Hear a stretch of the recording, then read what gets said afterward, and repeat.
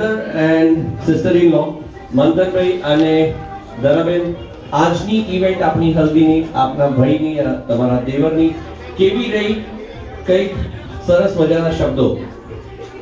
ખૂબ જ સરસ રહી. જેટલું વિચાર્યું કે એના કરતાં ઘણી જ વધારે મજા આવી અને એમાં એન્કરનો બહુ જ મોટો હાથ છે. તો થેન્ક યુ સો મચ. બહુ સરસ. Fantastic, good year, super excited. Thank you so much. Thank you.